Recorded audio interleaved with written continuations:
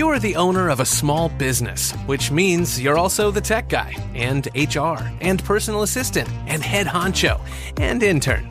You could use another pair of hands, like the experts you'll find at Verizon Small Business Days, April 21st through 27th. Get a free tech check, special deals, and more.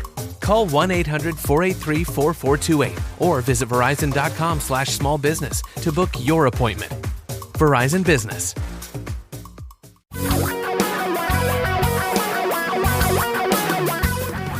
Reality radio for a really great future. We're talking real money. Well, must be Saturday. We're on the radio, so it has to be Saturday, because that's what Saturdays mean. It means that Tom and I gather around our microphones with you gathered around your radios, and we get together and we talk about something really important.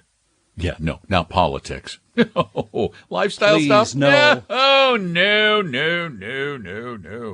What is it that makes all of that other stuff possible? Politics and lifestyle things and your home and your garden and all of that. What is it that makes all of those things possible?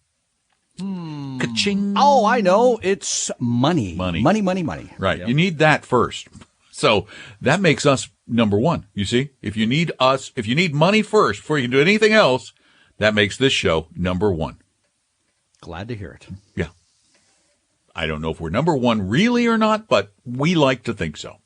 And we like to think that this is a really comfortable place to visit, to get some answers to questions about dealing with money, spending money, saving money, investing money, really investing money, not gambling with money, the reality of money, not letting you do stupid things with money. So here's our number. Give us a call, 855-935-TALK, 855-935-8255. I'm Don McDonald.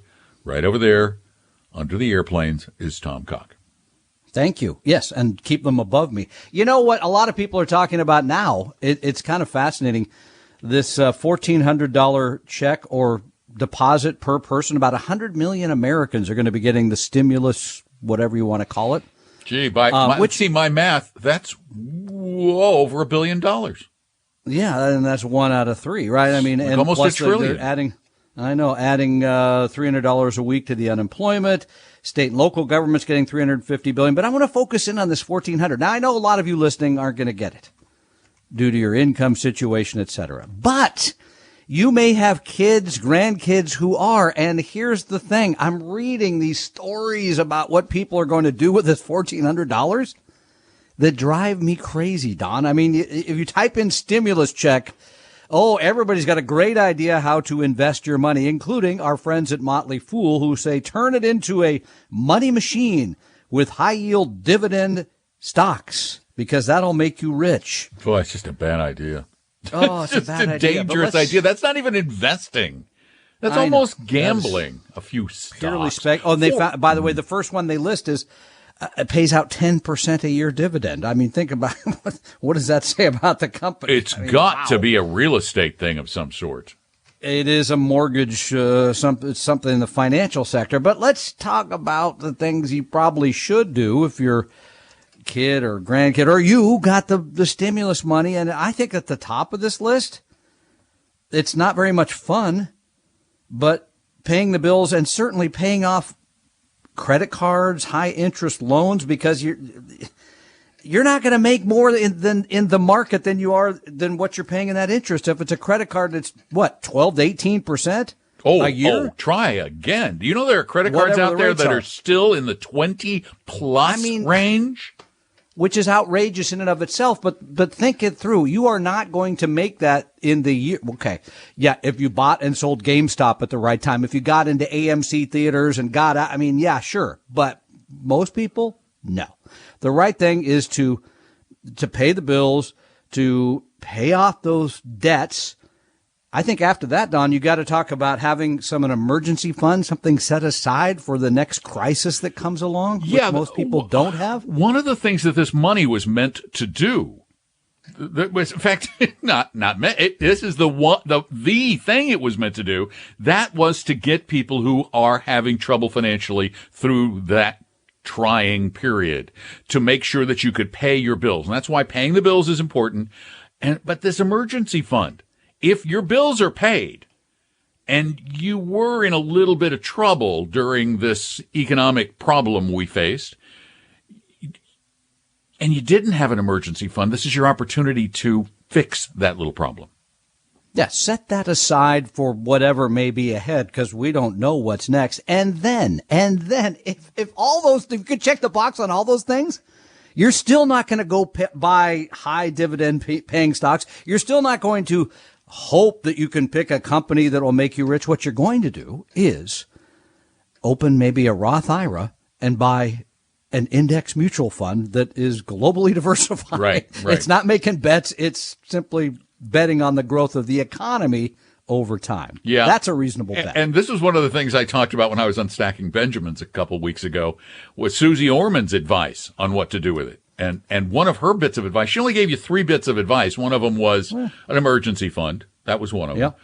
But one of them was give it to charity. Now, while I'm a big fan of charity, the majority of the people who are getting this $1,400 are not people who have a lot of extra money laying around to give to charity. It's surprising. Yeah, I agree. It's those of us who don't get the check who probably have the money to give to charity, not the people who are getting that $1,400 check. Make sure your house is in order first. Remember, charity begins at home. 855-935-TALK. Tom and Don are talking real money. A second opinion could save your life either physically or fiscally. Let one of our Vestory advisors help you save your future at Vestory.com, Vestory.com. For your real life and real future, Tom and Don are talking real money. Or, as Tom's wife would like you to do, everybody just buy a bunch of pizza. You know, like, she's actually selling some tomorrow. She's selling some? Where's she selling it? Yeah. I think she's at a winery not far from here, somewhere in Woodinville. Is it a public, like, pizza buying Well, opportunity? she does, because what she does, thank you, this is free advertising for Pompey. Unshamed promotion Wood-fired for pizza. Well, they've done a lot for us. Yeah, no, she does these, she goes to these wineries and cooks for a few hours where she invites potential bride clients in to test the product. Yeah. And while she's there, she does sell to the public. I'm sure it's all up at Pompeii Wood-Fired Pizza or something. I love Pompeii Wood-Fired Pizzas. Yeah. No, I really, truly do. Oh. Yeah. I love it until I see the P&L for 2020. Nice crunchy crust. It's so good. 855-935-TALK. That's the number to call to talk about money matters and pizza here on Talking Real Money and Pizza. And Sharon, it's your turn. Welcome to the program. Bite down hard. Thank you. Hi, Sharon. What's up? I'd like to thank you, first of all. I really enjoy your program very much, and I appreciate the very, very steady advice. So my question is that I am coming up to retiring. It's a state retirement. I have the opportunity to purchase what they call additional time. It looks to me essentially as if it's an annuity, and I know you folks aren't real excited about an annuity.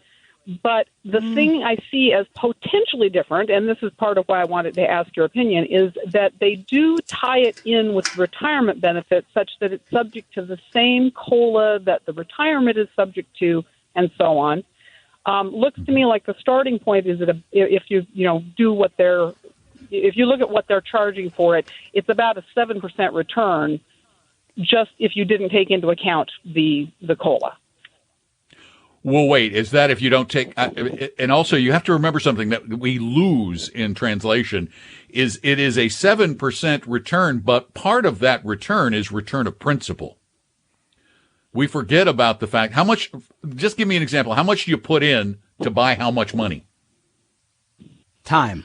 Okay, let's see. I think the top end that they were offering is about $137,000.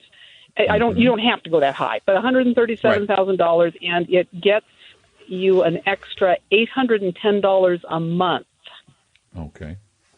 And while Tom talks, $810 a month. That's a lot. By the way, while you're doing that, I will mention something here. People, when you say annuity, people are scared to say it around us, like we hate annuities, like we hate mean people and rainy days and annuity. That's not true. There are some annuity in the state of Washington. has a TAP annuity, which is a pretty good one, actually. And you just mentioned it includes an automatic raise it has a cost of living increase. So that's a good product. When you leave immediate annuities or a product like that, that's where the hatred begins, because there are so many different annuity products. They're generally expensive. You can't get your money, and what you're really doing is giving it to somebody else and having them pay you back at a lower interest rate than what they're earning. That's the part I don't like. And here's the thing about that 7% number. You're buying a 7% income stream, but you are not getting a 7% return on your investment. Because if you were getting a 7% return on your investment, you would get $810 approximately every month from your investments, but you would still own the $137,000. Right. So I think what the question where she started was, does it make sense to buy additional time to increase her pension? And the answer is maybe. It's hard to do that sort of calculation here. I would recommend at least an hour with a fee-only fiduciary advisor, somebody who's going to look at that and give you some great advice, because it's a big decision. And let me just kind of help you in a little bit, just to help everybody figure this out. How old are you going to be when you start taking this pension? 65. 65. And your family's life expectancy, about how long do they tend to live? Into their 90s. 90. So we're talking 30 years maybe. Let's say 30 years. Let's say 30 years. Yeah. So we take that $137,000 and we let you just hypothetically take out a little bit every month for 30 years. What that comes out to, and this is just the way you make that decision, that's an extra $380 a month just from you could take out of the principal. Conceivably. That's what it would be worth. So if you've got $137,000 that's making, let's say 4%, which is something you could probably do without breaking a big sweat, that works out to about $456 a month. And add to that $380, and you'll see you're over $900 a month. So if you're willing to take a little risk with, this is the argument. If you're willing to take a little risk with your money, you can almost always beat the annuity. The annuity for obvious reasons. The annuity is a way for the insurance. They're saying we'll take the risk and we'll give you a little bit of what we make. They're the middleman. They're taking the money and investing it in the way that you could invest it, and paying you less. That's just that's the way it works. You see, it's so simple. Yep. It's like, we're going to invest it the way you could if you did it on your own, but we can't. We got to make a big profit on this, or we can't live. So we're going to give you a portion of the money. So what it comes down to is this: if you want certainty or a reasonable degree of certainty, we can't say anything is certain. And insurance companies, while they can say legally their money's guaranteed, come on, what's the real backing for that? It's the company. It's the hope that they don't mess up. We've had insurance companies go bankrupt, but it is relatively safe. If you want the relatively safe option, you buy into the pension. If you don't, if you're willing to take a little risk, you're likely to come out ahead, and your heirs might get money if you invest it. And just to wrap it up again, if you're going to already have a pension of some amount, maybe the alternative is keep that and invest the money separately. Then you have a couple of different buckets you're taking from, and there's some safety to that as well. Well, isn't that very Solomon-like of you? It's very middle child. Yeah, it's very middle child. Make everybody get along. Split that baby. Good, it worked out. Exactly. All right. Thanks, Sharon. Baby survived. 855-935-TALK is our phone number, 855-935-8255. And this is the big question that kind of permeates everything about investing. It's the risk-reward equation. It is always going to be a trade-off. If it's sure, if it's a certainty or a relative certainty that you're going to get X amount of money, then you can be certain that somebody else is making the money, is taking the risk and making the money. It is there. Yeah, it's a simple equation. With apologies to Mr. Givens, there is no wealth without risk. Oh, you don't have to apologize to him. He went to jail. Okay, and he went. other places after that. But the point of the matter is that's the thing you need to know. People think I can make a lot of money without taking risk. I have yet to see that. No. When I do, I'll believe it. I have yet to see that. No. The reality is you'll never see it because there are billions of us on the planet all fighting over the same chunk of change. And if there was a way to make a lot of money without a lot of risk, you can bet somebody will find it before you. Tom and Don are talking real money. Tom and I created Vestory to help everyone become a better investor, even those who will never be clients. Let one of our advisors help you start your financial plan or solve a money problem free with no obligation or high-pressure sales pitch at Vestory.com, Vestory.com. Your guides to a really great financial future. Tom and Don are talking real money. Oh, look! Out on the horizon! It's a financial future! Let me guide you to it. All right, there it is. Hi. We're your guides to a financial future. I thought it was. What did you take before the show? I gotta have some of that. Come on. I've got me a big old mug of Chick-fil-A iced tea. That's big, yeah. This is the kind that it's so funny when I go to Chick-fil-A and order. Sometimes they will give me sweet iced tea because it's so Southern. I hate sweet iced tea. I'm not an iced tea guy, and I'm drinking my water here. So I like my iced tea. All right, 855-935-TALK. That's our phone number. Give us a call. We'll talk about your money issues. It's really easy. Just call. Hey, Jimmy, you're next. Welcome to Talking Real Money. Hey, guys, love the show. My wife and I, we both maxed out our target date 401ks through our employers. I recently transferred an old 401k from an old job into a rollover IRA, and I started a Roth IRA for both of us just within the last year or so, but I haven't started investing the money yet, so it's just sitting in cash. So I was going to use your three-fund recommendation, but I wondered if you thought maybe I could ignore the bond part and do all equity since we get our bond exposure in our traditional 401ks through work.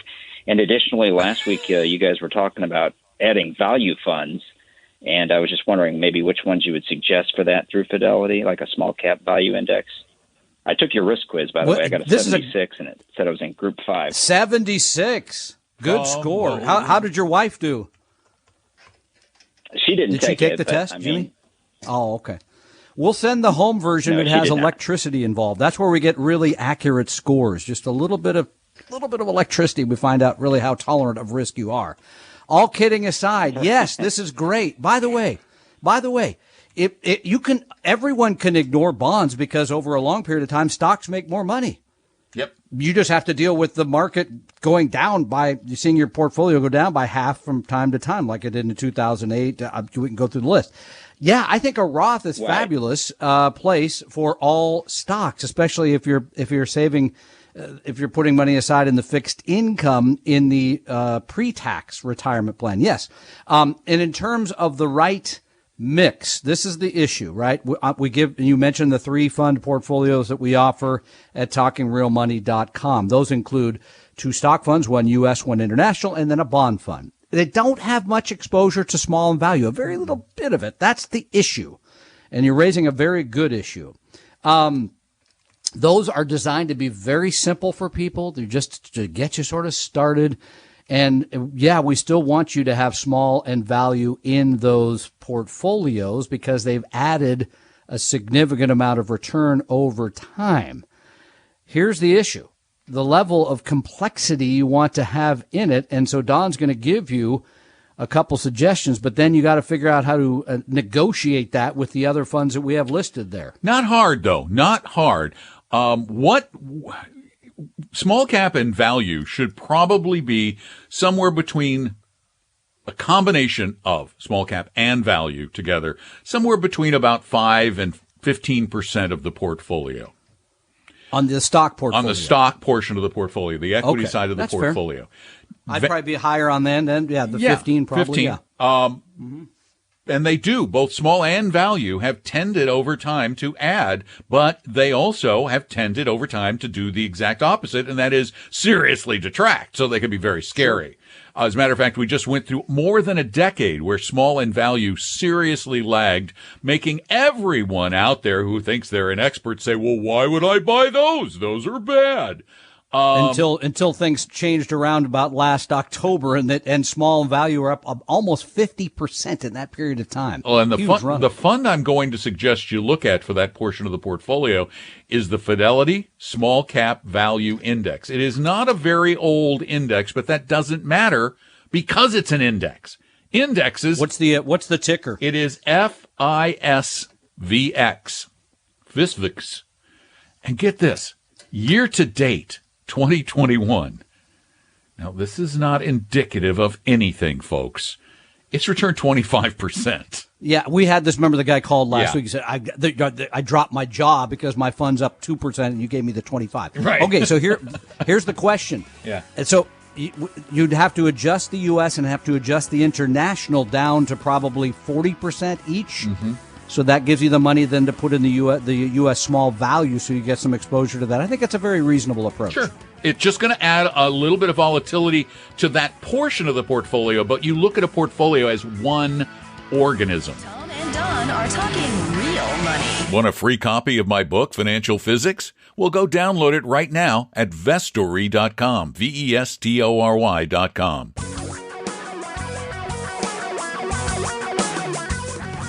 Reality radio for a really great future. We're talking real money. Don't you wish you'd listen to us? Don't you wish you'd listen to us? We're so smart. We are so doggone oh my smart. gosh. Great predictors of the future. We have been telling people to be in small cap value. We told you last year to be in small cap value. We That's did. right. We did. Mm-hmm. Okay, we didn't tell you to be 100% in small cap value because we're not that smart. But do you know how much? There's one small cap value fund from Avantis. I use it. We use it. It's AVUV. Yeah. It's kind of like your uvula. Yeah, exactly. UV up 100 and almost 160% in 1 year. One And year. if you'd own the S&P 500, you're up about 65%. 65%. So almost 3 times as much. But let me Here's the explain. trade-off. Yeah, but let me explain why. There's always the but. There's Yeah, a but. The only reason it's up that much over 1 year is because almost exactly a year ago, almost exactly, was the bottom of that big market decline post-COVID. It was sharp and it was quick. Yeah. So if you had been lucky enough to buy small cap value then, yeah, you'd be up 150+%. And here's the big takeaway for me is you should always have some of your money exposed to that group of stocks. Always. Because we never know. We may wait 10 years again for it to have a run like this. We don't know. But comes in think a short about period it. of time. If you were in it and you got that 150% increase, you could be flat for the next 10 years and still be at you about a could wait 15% around. I know. annual return. It doesn't work. It doesn't work. It doesn't work. It does. Ooh, it worked. It did. It doesn't work. I mean, that's the struggle. That's It's the way really it hard. works. And that's a good investor has to have that sort of patience. And it's very difficult Well, for most the people. problem is most people think you can say, oh, it's up, I'm going to get out, and then I'll wait till it goes back down and I'll get back in. No. Doesn't work. By the way, there are very few people running out to buy U.S. small cap value a year ago. Nobody. Because it had a miserable start to the year. 855-935-TALK. That is a phone number that is really important to remember because that's how you get to talk to us. 855-935-8255. Joe, you're up next. Welcome to the show. Hello. Hello. Hi, Joe. Hey. Hi. I had some questions for you. Yes, ma'am. I am 65. I have a good job. It pays well, covers insurance, and I have $98,000 in the bank. Some of it in a very low performing money market, but it's earning something. I have a $57,000 401k at work. And I'm one of those who should have been listening a long time ago. I would like to work until I'm 66 and a half because that's full retirement age, and I could start drawing Social Security and continue to work without the Social Security being reduced because I'm working. I'm not sure what to do at this point. I want to do something with that 98, but I'm Okay, not let's sure what before to we get to the 98 though, Joe, let's start with a kind of establishing question. Sure. You want to start taking Social Security at 65 and a half, but you want to continue to work. 66 and 66 and a half, I mean. But if you're right now, is your work covering all your bills? Yes. If you continue to work, would your work continue to cover your bills? No. My mortgage, I have 2 years left on my mortgage, and my work would cover just a little less than half of my mortgage payment. So I don't want to be in that position. You lost me there on that I'm completely confused. Today, as of today, you've got a mortgage payment and other bills. Does your job pay all those bills? Yes. In 2 years, you say your mortgage payment will go away? Yes. So your job will actually pay more than your bills, correct? Yes. Then why don't you wait until 70 and a half to collect your Social Security? 70 straight, even. by the 70 way. even. Yeah, we're trying to understand why you want to go ahead and take Social Security in a year and a half when you do not need the income.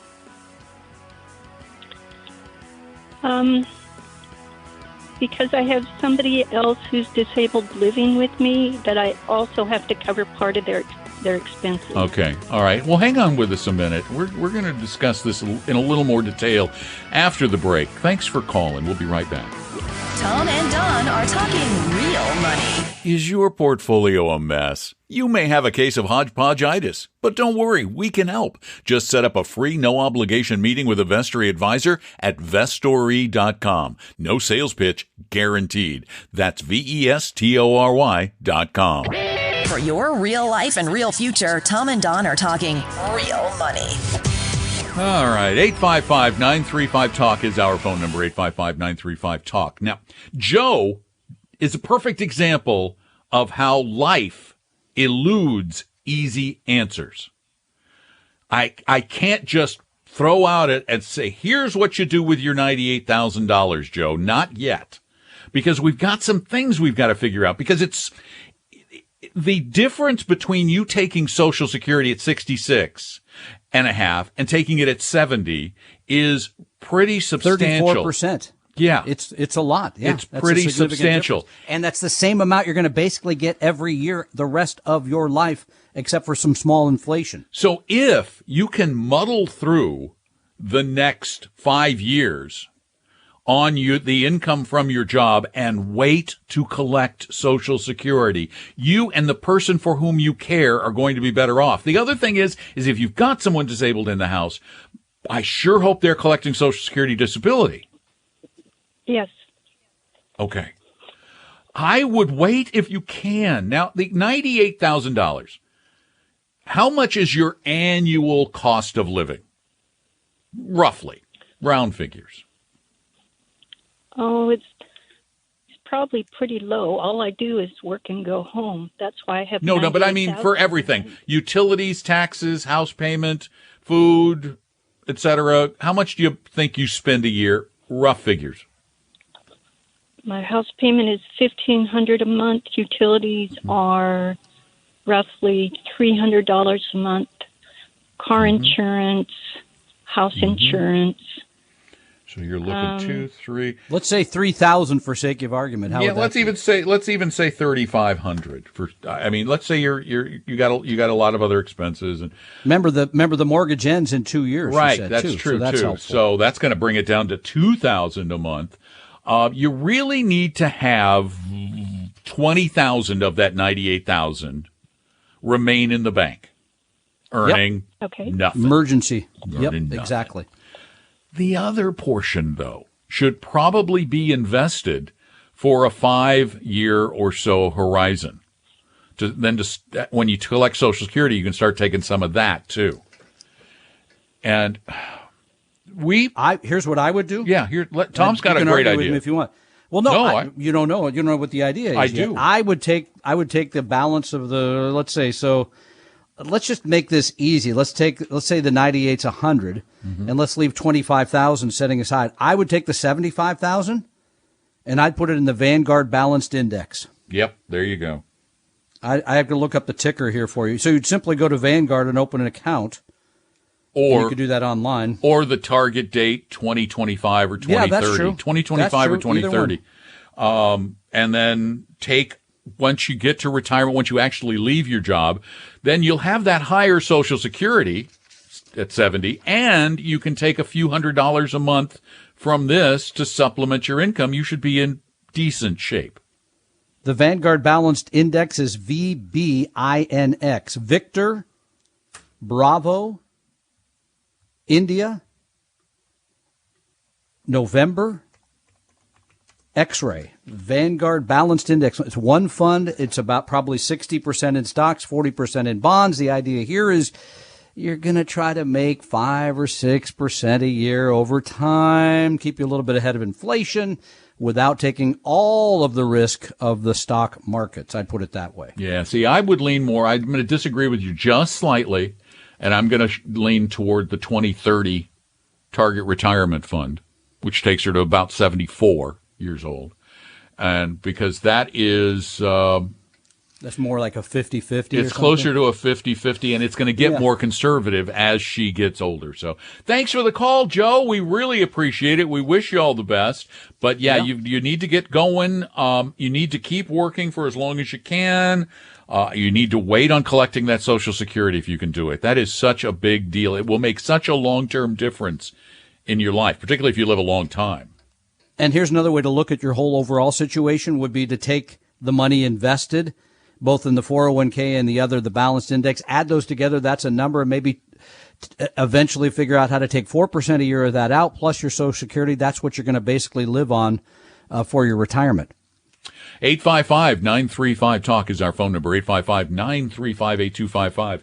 And I have a question for you.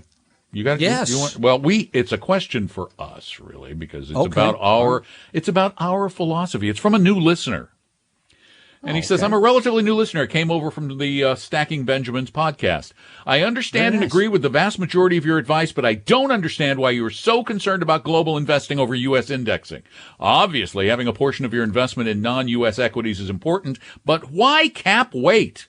You are both proponents of small cap value tilting because they provide better risk-adjusted returns. How is weighting toward U.S. funds any different? In my mind, they're both a means of using past returns to predict future returns. So why is overweighting small cap value a good play, but overweighting U.S. market timing? One could argue that the U.S. is very company growth friendly.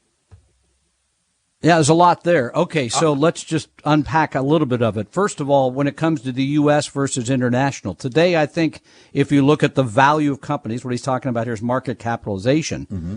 It's about 55% of that value is in the United States, about 45% international. So technically, if you really wanted to just be exactly where we are today, you could go do that. But remember, then also you're investing high because U.S. markets have done better than international markets for the last 10 years. Mm-hmm. Right? So now you're investing more money in something that's gone up faster. And yes, you're correct. We do, when we build portfolios for our clients or people that really want to get into this, we're going to make it a little more, you're going to have small, you're going to have value, you're going to have international, all those other components. But what we generally try to tell people is if you really just want to be simple about this, that's why we get the 3-fund portfolio at TalkingRealMoney.com. You don't own much small. You don't own much value because we're trying to make it easy to get started and do something here. That's why. The other thing is your last statement is what causes us to lean against what you're suggesting. You're saying one could argue that the U.S. is very company growth friendly. However, what you're saying is this is a better place to do business, so I'm going to bet on the U.S. You're betting again. We would rather have the basic portfolio be market-centric, market-weighted, cap-weighted. Then, and only then, do you adjust it based on factors that have actually shown long-term risk-adjusted return increases. That's small cap, that's value, that's a few other factors. But by the way, international is not one of those factors. The adjusted returns, the returns for U.S. and international stocks have been very similar over multi-decade long periods, including the last 100 years. They've been very similar. And by the way, that includes World War II, which destroyed many of the overseas economies. So the fact that they've been pretty close, and the other thing we can't forget was the lost decade. If you had You're talking 2000 through 2009, yeah, right? If you had equal weighting in U.S. and international stocks, you would have had an average annual return over that period of about 7% per year versus a U.S.-only loss, about a 1% loss. And then the next decade turned around. The U.S. did far better than international. I mean, remember, there's some non-correlation there. There's also just being greater diversified gives me a little more safety feel in some ways. I know it hasn't necessarily reduced the volatility a little bit, but it makes me feel safer because we don't know in the decades ahead which country or what location will be better than the U.S. But the 20-year volatility, not the last 10 years, but the 20-year volatility has actually been reduced by a relatively equal weighting between U.S. and international. Tom and Don are talking real money. Set your course for a great future with a free copy of our 60-page Better Retirement Guidebook at Vestory.com, Vestory.com. Your guides to a really great financial future. Tom and Don are talking real money. You see, we strive. Tom and I have learned something over the many decades we've been in this business and in financial media. You've got to try to wring out any semblance of guesswork. You can't have a hint of guessing. And anything that says, well, because of this, it might be better to be here in the future, that's pure guesswork. We want structure. We want discipline, and we want it to be based on academic research, in other words, on science. And that's the way we manage our clients' accounts, and that's the way we try to advise you on the show. And if you have a complex situation and you really want some help figuring out how you get a plan for the future, how things work together, what your portfolio looks like, have you been ripped off, you don't have the time to do it here, or it's a complex thing, go to Vestory.com. That's our company, Vestory.com. Get a free meeting with an advisor, no pressure. Vestory.com. We hope you realize that the information provided on Talking Real Money is for educational and hopefully enjoyable purposes only. Providing personalized financial planning or investing advice takes time, so please consult with a really good fee-only fiduciary investment, tax, or legal advisor. We know a good one. Investing must always involve risk. In other words, you can and probably will lose money at times. Also, as much as you want it, no one can accurately, consistently predict the future. So past performance doesn't tell you a darn thing about what the future will bring. Unlike many other programs that say something similar, Talking Real Money is not trying to get you to buy or sell any financial products or securities. Instead, the program is provided as a public service by Vestory, a fee-only registered investment advisor. Thanks for listening, and please visit TalkingRealMoney.com for more information and disclosures. That's a wrap.